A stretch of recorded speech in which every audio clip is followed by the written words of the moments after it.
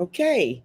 All right. So we are live today, and I want to start this particular show off with by saying, "Look, Dad, this is for you." I talk to mothers all the time, so I don't want people telling me, "But why are you just focused on men and you're not focused on the women?" This is for dads, and it's because I have too many children. I have too many. Um, uh, Adolescent, young adults, children who are really aching for their fathers, especially after the divorce. The fact that you had issues with your wife and you leave your wife doesn't mean you need to leave your children. And look, the growing brain, their brains are still growing. I'm telling you this. So if the child is reacting emotionally to you, it's because they're still living in their emotional brain.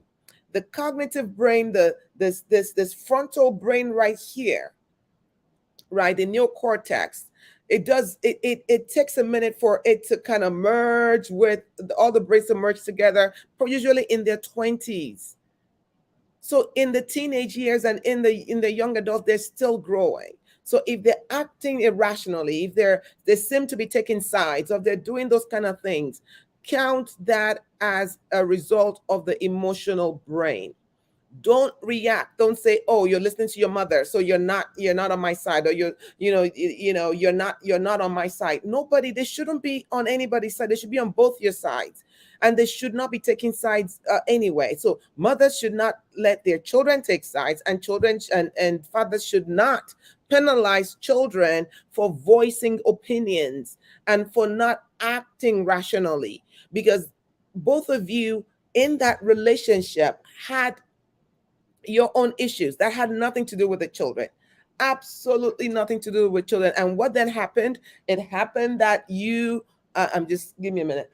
It happened that you then decide to leave the relationship. Well, if you decide to leave the relationship, it means that you are separated from their mother, and you are separated from their father. The dad, usually the one who leaves the home, it should not be separated from the children.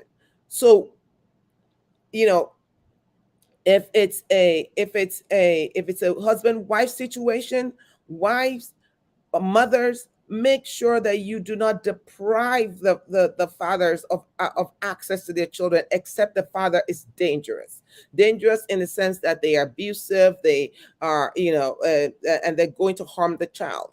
But if it's a divorce because of irreconcilable differences, then you are damaging that child if you do not give them access to their parent, to their other parent. And the other parent who moves away, and talking to dads who, if you're the one who left, you have to do everything possible to stay in your child's life. They might be laughing at you, laughing about, at you, with you when you're on the phone. They might be, asking you questions and things like that, but they're not sharing their emotions. I've heard things from children who say, I'm afraid of how he's going to react. I don't want him to be mad at me, so I'm going to pretend that everything is okay when everything is not okay. These children are cutting themselves. These children have major depression. The children are anxious, and these children are in a place that is so dangerous that it will impact the rest of their lives. And so, yeah, this show is from just, I've had enough of having children upon children just having the same situations where they do not have access to their dads emotionally, physically, psychologically, in a lot of ways. So the fact that your child is just kind of like, shooting the breeze with you when you call doesn't mean that they're sharing their hearts with you. Take them out, talk about the divorce, tell them what happened. You don't have to go into the gory details, but at least tell them, because they're going to fill in the gaps if you don't tell them. Tell them what happened. And try not to blame the other person. One of the worst things you can do is blame the other person. It takes two to tango. So you're not going to say, oh, your mother was this, and this, and this, and that, or your father was this, and this, and that. No, that's not what you want to do. Because believe it or not, no matter how horrible you think your spouse is, your children still love you. The children still love you. Your children still want to pay attention to you. So no, you should not be telling your children how bad their other parent is. No, no, no, we're not doing that, people, because you need to protect the future. We need to protect these children. It is not their fault that they came into this world. It is not their fault that they came into this. So you both brought them here. You both decided that they were going to be born. And so when you decide to now go on your separate ways, you need to always pivot to what is in the best interest of the child. What is in the best interest of that child? So those who move thousands of miles away, their dads will move all the way away. You move all so far away because you want to be away from the other spouse, from the mother, from your wife, or from your ex-wife. Remember that those children still belong to you. Remember that those children belong. So you have to do everything possible to ensure that you bridge that gap for them. Why are you needed? You're still needed because we're part of the equation. No matter where you go in this world, you're still part of that system. You're part of their genetic makeup. You're part of the environmental makeup. You're part on their emotional, psychological, social. You're part of everything. So you're linked with those children, right? You're linked with them. And they need to know that you're still there. There are a lot of ways, there's a lot of reasons why you should stay connected with your children. Fundamentally, is maintaining a strong father-child bond.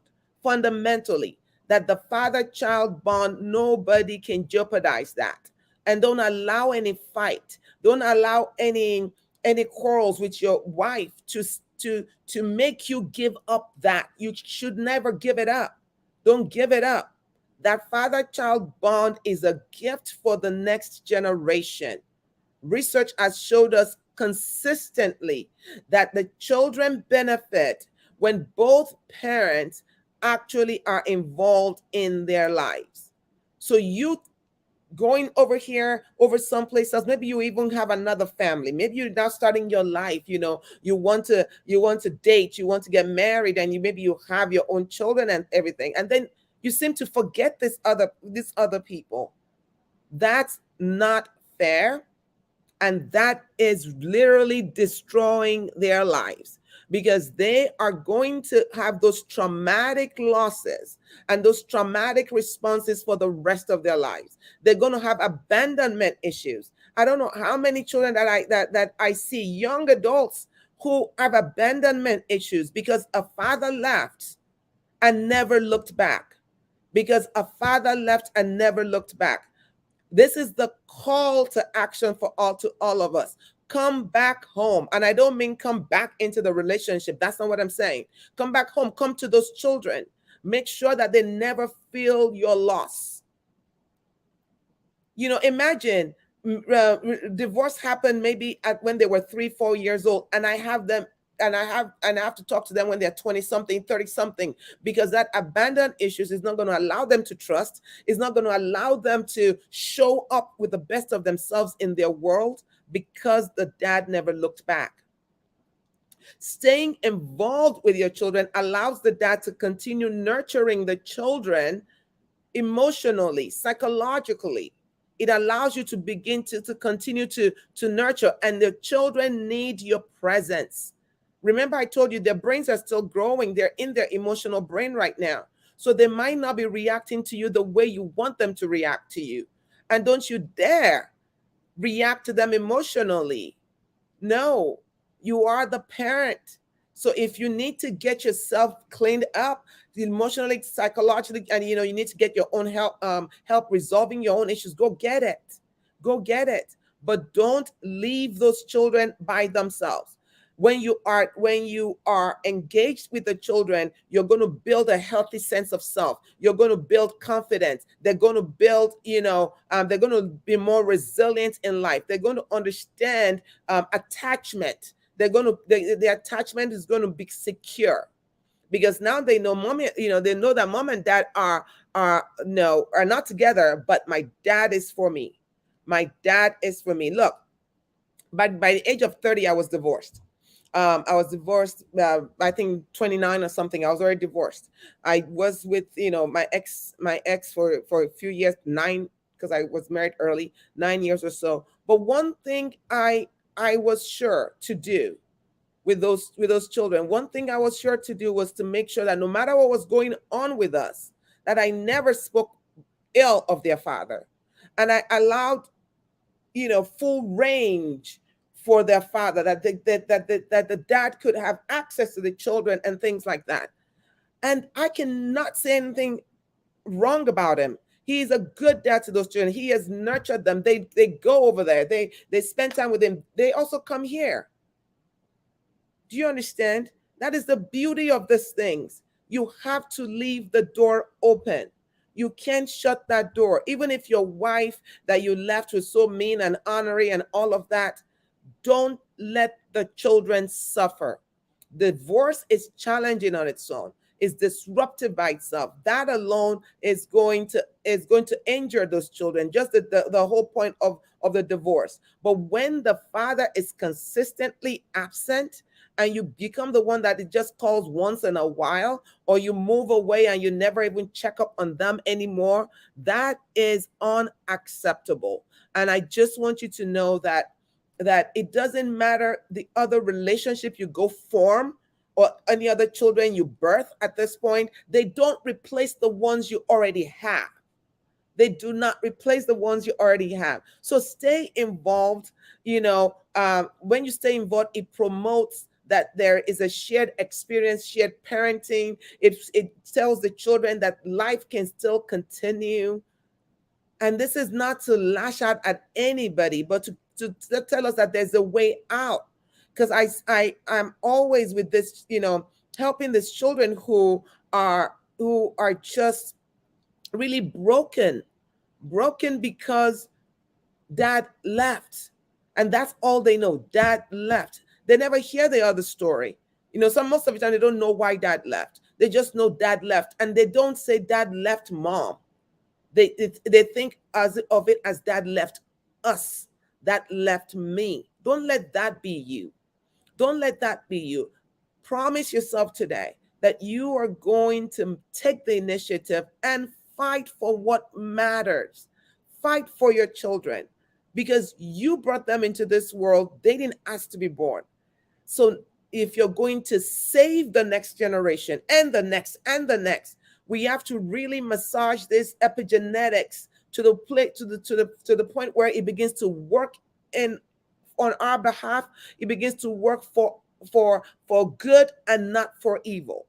So epigenetics is going to happen. If it happens when you have unresolved issues, it's going to pass it on one generation, and it's going to pass to the next generation. Who are the dads that are going to say the buck stops here? Who are the dads that are going to say no more? I am not allowing anyone to shut the door on my children. I am not going to allow anyone to shut the door on my children, because those children, those are the precious. Those are the jewel. That is the legacy that you have in this world. And I'm just tired of children coming and they saying, I talked to my dad on the phone. I haven't seen him in 10 years. I haven't seen him in this. Like, why? No, enough already. Pick up the phone and call, or get on a plane or row a boat. I don't care if you have to jack yourself up and swim across oceans. Get to the children. Get to them. Get to them. Because if somebody told you they had $1 million for you today, you will get on a plane and find that $1 million. Well, your children are worth more than $1 million. It's priceless. So if you are too messed up in yourself, maybe emotionally messed up, psychologically messed up in any way, in any form, if that's you today, decide I'm going to get the healing that I need so that I can make better decisions in my life, and so that those children can also do better. This whole idea that, in your generation, you were fine. Nobody talked about mental health. These children know about mental health. They know the vocab. They know they're struggling, and they want help. And there's so much a coach can do. There's so much a therapist can do. With you need to do your part. And on that, this is my first YouTube live. I will leave you with that. And hopefully you leave some comments on this, and we'll see you next time. Bye-bye.